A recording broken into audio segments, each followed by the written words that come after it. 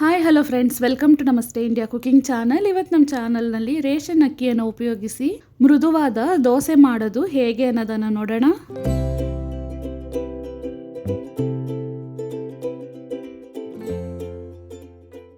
ನಾಲ್ಕು ಲೋಟಗಳಷ್ಟು ರೇಷನ್ ದೋಸೆ ಅಕ್ಕಿಯನ್ನು ಒಂದು ಪಾತ್ರೆಯಲ್ಲಿ ಹಾಕ್ತಾ ಇದ್ದೀನಿ.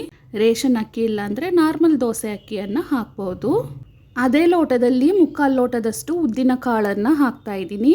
ಉದ್ದಿನ ಕಾಳು ಇಲ್ಲ ಅಂದರೆ ಅದ್ರ ಬದಲು ಉದ್ದಿನ ಬೇಳೆಯನ್ನು ಸಹ ಹಾಕ್ಬೋದು. 1/4 ಸ್ಪೂನ್ ಮೆಂತ್ಯ ಕಾಳನ್ನು ಹಾಕ್ತಾ ಇದ್ದೀನಿ. ನೀರನ್ನು ಹಾಕಿ 5ರಿಂದ 6 ಬಾರಿ ಅಕ್ಕಿಯನ್ನು ಚೆನ್ನಾಗಿ ಕಿವುಚಿ ತೊಳಿಬೇಕು. ನೀರನ್ನು ಹಾಕಿದಾಗ ಈ ರೀತಿ ಬೆಳ್ಳಗೆ ಇರಬೇಕು.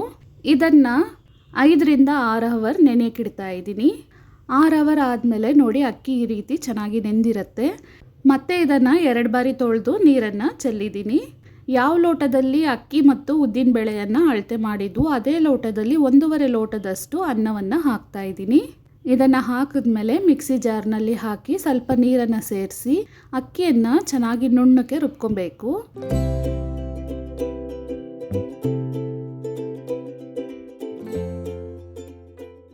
ನೋಡಿ ಈ ರೀತಿ ಚೆನ್ನಾಗಿ ನುಣ್ಣಕ್ಕೆ ರುಬ್ಕೊಬೇಕು, ತರಿಯಾಗಿ ಇರಬಾರ್ದು. ಇದೇ ರೀತಿ ಪೂರ್ತಿ ಹಿಟ್ಟನ್ನು ರುಬ್ಕೊಳ್ತಾ ಇದ್ದೀನಿ.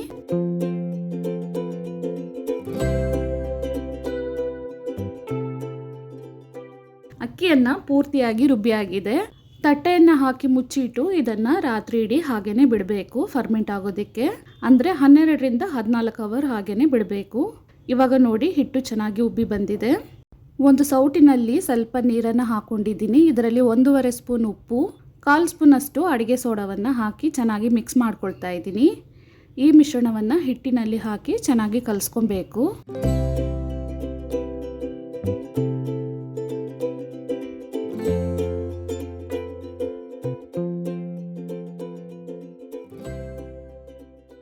ಹಿಟ್ಟು ಗಟ್ಟಿಯಾಗಿದೆ. ಇನ್ನು ಸ್ವಲ್ಪ ನೀರನ್ನು ಹಾಕೊಳ್ತಾ ಇದ್ದೀನಿ.